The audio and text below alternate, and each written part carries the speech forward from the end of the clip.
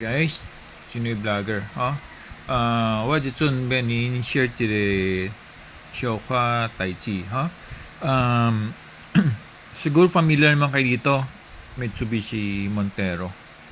So, yung mga nagko-collect dyan, yun, meron ako share sa inyo. Actually, nakita ko lang to sa Facebook, then meron nagbigay ng link, nakaposted din dun, Shopee link siya. Okay? So, yung, siyempre, sa picture maganda, alam naman natin. Tapos itsuma ko nga dito, it's up to Sipak Bihola. Okay. So far kasi walang nilalabas na skill pa ang mga diecast collector or any na 64 scale. I think this one is 42 eh. Huh?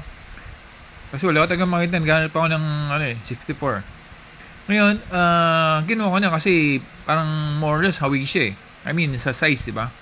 Ngayon, eto guys, sinare ko. Yung dumating, pagbukas pala ng package, actually, yung akong binuksan, it's okay. Ano siya. Medyo nung nakita ko, sabi ko, patay.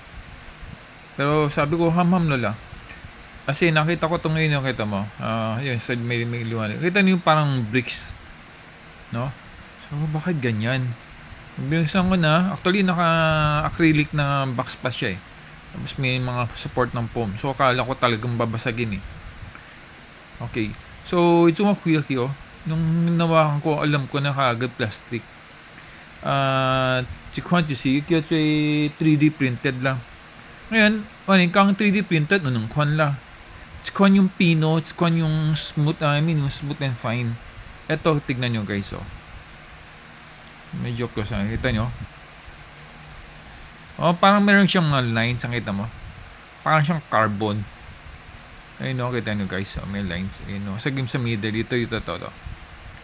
Actually, almost all parts eh. Pero ito mas tanaw nyo. Ayun o, di ba? May parang lines siya. Parang may mga edges.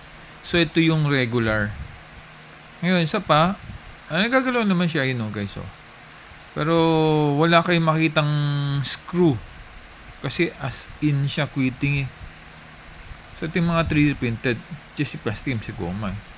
Oh. So far yan, meron pa isa pa rin. Hopefully yun sa iba naman kasi Gen 2 yun. Ito is Gen 3. Oh. So yun siya. Yung bigat niya, hindi naman ganun kabigat. Hindi rin siya ganun kagaan. Ito lang ang balikan natin black, sasabihin ako. So ito naman yung white. So yun pa rin nakikita niyo, ito yung sa mirror, parang may bricks. Yun sa windshield niya. Tapos yung rooftop niya, yung sunroof niya, ayun o. Continuous na dun sa body niya. Kita niyo line sa inyo guys. Diba? So yun yan, makita napansin, tingnan niyo yung ilalim. Actually same link lang po sila pero iba yung ilalim. Then meron pong nakalagay Velon scale original. But kaya na magsabi kung di ba? So yan yung guys, sinare ko lang. Ito lang masabi ko, testing okay naman, no? 3D printed siya. Kumbaga pang display talaga, hindi siya ganun siguro pwede panlaro talaga kasi hindi ko lang kung mabasag ba to, di ba? Ngayon, hindi ko nga siya side mirror bo. Ayun o, bo side mirror. Here. Oh, ilat yung anino. Hindi ka rin testing pa eh. Actually, bang nyo may isang silver pa pati, i-upload ko na lang. Wala pa eh. So, yan, nakita nyo guys, oh. So, di ko nga, okay, nga, bobo ito eh. Display na talaga siya. Ayun, oh. Hindi na yung sounds. Yeah. Kasi so far, Montero, yabot, sige, 64 scale. So ito, kinuha ko parang medyo malapit lang. Pang display lang talaga. Okay? So yun guys, share ko lang ang ano ba ang itsura ng 3D printed. Para din natin it's kung si smooth, it's kung si rough. Ito yung rough eh. Mas tipid kasi na yung 3D printer. O nung kung hindi na, yung niya parang suma. Oh. Siguro mas mahal yung machine, no, ng mga nagpa-find or wala pang idea eh, or dahil lang sa tinta nila. So yan guys, sinare ko lang para yung idea. Ito yung mga 3D printed sample. even though gagalaw talaga siya.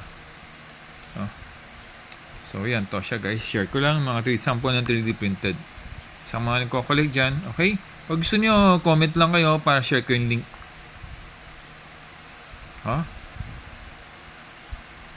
Para sa inyo likod, di ba guys? O yun,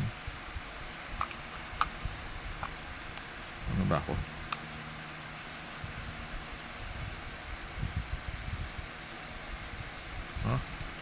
So laki niya, malaki lang ng konti sa apat na fingers natin, haba. Sige, sa ito siya guys, share nyo lang guys. Don't forget to like and subscribe. Salamat.